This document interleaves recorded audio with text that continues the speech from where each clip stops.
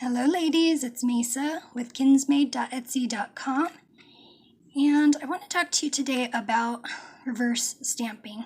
And this is probably the way you learned to do it, to stamp your image on there and to open some nail polish, paint it on with the brush that it comes with, or use a different brush. Okay, let that dry and then put it on your nail. Well, the problem with that is that you have to wait in between each nail. You have to wait for these to dry. Well, what if you want to do 10 fingers? So then you realize, wow, I need 9 more of my favorite stamper. So, and in my case, these are $13 a piece and discontinued. So let's see, I need 9 of those. 1, 2, 3, 4, 5, 6, 7, 8, 9, 13 a pop is like, pretty expensive. So forget that. I'm gonna have to go to a cheaper stamper, right? So you find these on Wish or AliExpress or Amazon, and you're like, ooh, these are only like $1 or $2. Oh, but the shipping's like $2 to $4 on each of these. So you still end up spending quite a bit of money to get 10 of these that match so that you can do a set of 10. So what I would do is go ahead and invest in one beautiful stamper, and I really do like the CC and Sissy because it comes with a scraping card and it comes with an extra cone-shaped thing that you can trade out, and it's super, super clear, and even when you get polish on this, you can use acetone to take it off, and it does not etch it. So I love these. So I would suggest you get one really nice stamper. I do have them available at kinsmade.etsy.com. And then what I also suggest is go to your Dollar Tree and find these in the cooking aisle. Okay, chopping mats. Okay, those they look like. I can't show you the whole thing. They're like 11 by 14, and there's 2 of them in here. So for 50 cents, you have about the best stamping mat you can ever hope to have. Sorry. Okay. And the great thing about these chopping mats is you can cut them up. I have a printable, similar to the one I have here, that fits these little 4x6, so you can fit them into a photo album. And you can do a whole set of manicures this way. So the other thing you're going to need to pick up at the Dollar Tree is Wet n Wild Clear Nail Protector. This is not top coat. It is, whoa, camera does not want to see it. Here we go. It is Clear Nail Protector. It is basically nail polish without any pigment. So it stays flexible when you're making decals. And you can make these decals up ahead and store them. If you're going to store them, I would use the glossy side of the film versus the matte because it grips much firmer to the solid.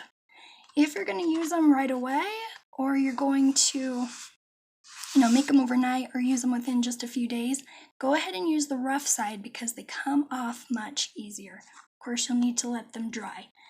That's the big part about, big no-no with these is, the big fail that everyone gets is they don't let it dry before they stamp it because they want to hurry up and do the other 9 nails. So this is another option, and I'm going to show you something else that I found as a shortcut. Just going to use this little Curali plate.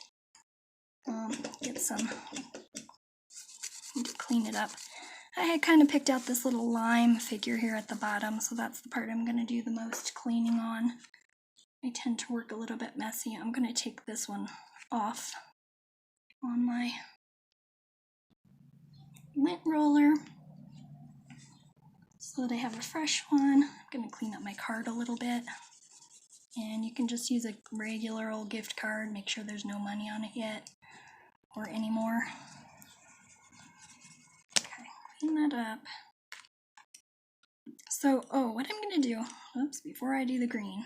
Okay, so what I've got on my nail right now is this Kiss Gel Strong Mellowy. whoa, mellowy. And it's just a really, really, really soft yellow. And I've dinged it a couple of times, but we're going to cover that up with reverse stamping. So I'm not going to worry too much about it. And what I'm going to do is actually stamp it with this Kiss Gel Strong French White. And the reason I'm going to do that is because I can paint directly onto my nail instead of reverse stamping. Let me show you what I mean. And I hope that you'll be able to see this on the video, because it is very subtle, because the point of this is that when you make a mistake, it's not gonna show up in your final manicure. Okay. That looks good. Good enough. So I have this in white, and I'm going to put it on my nail and place it. It's hard to place with the camera. Okay. Okay, so I can see this just fine in the right lighting. I can see where the rind is and where the fleshy part of the lime is. And now I can just take my cheapy LA Colors. I thought this color looked kind of like lime juicy. Let me put my cap back on the white. And I'll show you what I usually do is just use my dotting tool or a brush, and I just brush off the end of that. And then I can just go ahead and paint this little solid mass.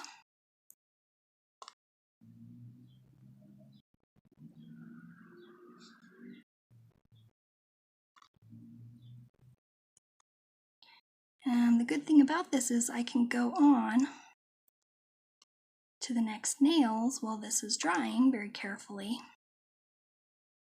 And I can keep stamping. So at least I know where my little juicy part of the lime goes.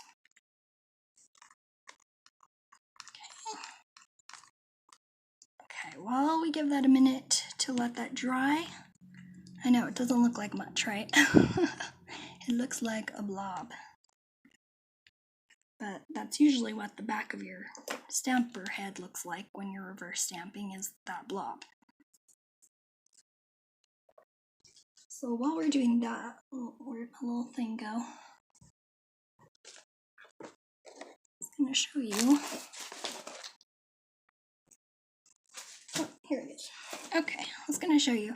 This is something that I've kind of illustrated before in another video, in a previous video. I'll try to link it below. So I use these little papers, these little tissue papers, because they're very thin. You can use regular paper, but this is almost like an onion skin. It's super thin. And when I have my clear chopping mat, what I do is I go ahead and stamp my images onto this paper. And then I put the stamped images against the matte side. I lay it down, and I cut them into these size strips because I can lay it over and put clear packaging tape right over this, and it just makes a little sticky border to hold it onto this forever. You can see that's the back of mine. So it has, at the very, very edges, you can see the matte part, and then where it looks glossy, that's where there's actually tape, packaging tape. I use thin packaging tape for the bottom, try to get no bubbles because the bubbles will interfere in what you're doing. This is actually a DIY plate, but I can't do anything nearly this complicated, of course. You know, to get all those little things done with an X-Acto knife is just ridiculous. So yeah, I've skipped that part. So then what you do is you have this on the back, you have the glossy side up here, this is taped on, and then what you do is put another film of heavy duty, the thicker packaging tape over the top of this, and then you use the stamped image guide to cut out your little chilies or you know, whatever part you think you might be wanting to dab on in reverse stamping. So on this one, you can see our dab, you know, the dab that we want for our nail. There we go. Camera found my nail. It's just kind of a weird oval-y thing.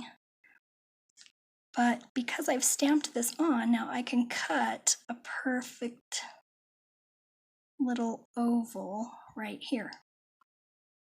So now what that means is, for my next nail, what I'll do is I'll repeat that process with the white. Okay.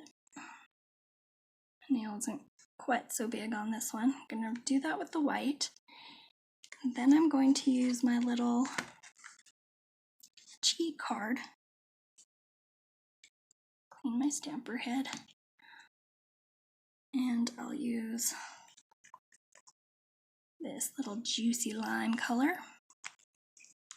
which is, by the way, BCC 657. I don't know what color that is. Anyway. Okay. Scrape. And now I've just picked up what I would have dabbed on with a brush or a dotting tool. And, oops, try to do it for the camera. It's tough seeing it from my angle and your angle. I'll probably miss, but you'll get the idea. Okay, so there's the juicy part, and this is going to dry much, much, much, much quicker than this. If you want that, you can kind of see the difference. One is very pale and one is thick, you know, thicker. And what you can do is just, if you want it thicker, if you want it to stamp thicker, just stamp it twice. Just go again with another layer. It's still going to dry faster than the dabbed on version. So, which is why we use a lot of blank space, the negative space images. I've done that to create a blank space image here by cutting up one of my printables that you can find on kinsmade.etsy.com. So, and then what I would do for my next step, for the final step, let's see, we've got to clean this plate again because we've got white on there. Still got polish in all the crevices, so we'll swab that out real quick. And then I'm going to go with my Bundle Monster stamping polish. What is this stuff? Lucky Green B131. Could not tell you if this is still available or not, but it's a good one. Okay.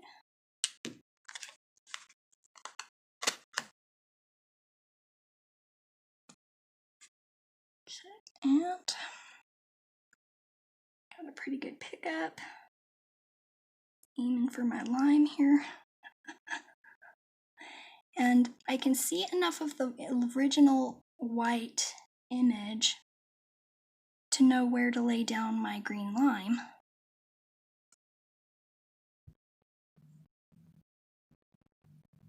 Oh, come on. Here we go. And I think that is a pretty quick, no hassle, fake out reverse stamping hack. And you cannot see, even if my placement was a little off somewhere, you really cannot see any of the white because I used something so similar to that you just really cannot see that there's a little cheat underneath. It looks exactly like, and the other advantage of this is it's super smooth. It is extremely, extremely smooth. So when you top coat it, you're not going to need 4 top coats to smooth this manicure out. And while I'm at it, I will just quickly show you my favorite. This is my everyday go-to. It is Sally Hansen 101. It's the step 2 top coat to their Miracle Gel. I like it because it's very plump. It does not smear or shrink your nail art. And I don't know if you've seen this before. Everybody knows about Sèche Vite, but this is Sèche Vive with a V. And this is the gel version, instant gel, so you don't need a curing lamp, but it gives you that really fat, glossy, plump look that everybody likes about Sèche Vite.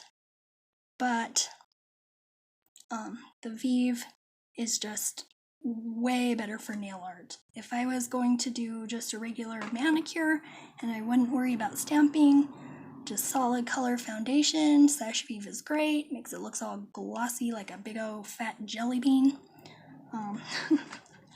But anyway, those are my two favorites, so please just go to the dollar store and get yourself a chopping mat and some packaging tape. They sell that there too.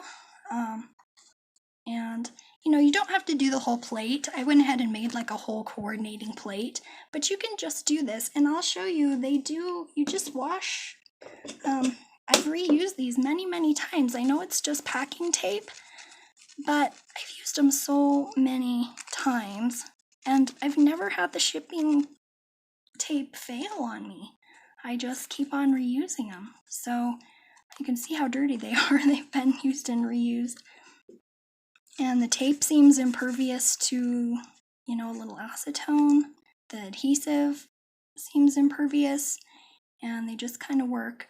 Since I do like a whole plate, basically, I only do the parts of the plate where I feel like I'm gonna need a little cheat for reverse stamping, and then I put the little designation, the little numeric designation, and the plate brand usually I'll put in the Curali. This one, you can see the Curali part is not stamped it's very shallow and kind of on the curve, so it was hard to pick up. I didn't bother with it. But I keep all my Curali plates together. You can keep these together. Another nice little cheat is these for storage. A little storage cheat is to use these Dollar Tree coupon accordion organizers. So I usually put all my little Curali cheat sheets that I've made in the back, and then I just pull out whichever plate I pull out. I kind of have a corresponding little thing that I've done ahead of time just to save myself some time on reverse stamping. And so now with this hack, I actually like reverse stamping. I always love the look. The look is amazing, but the lumpiness of the finished product is always an issue.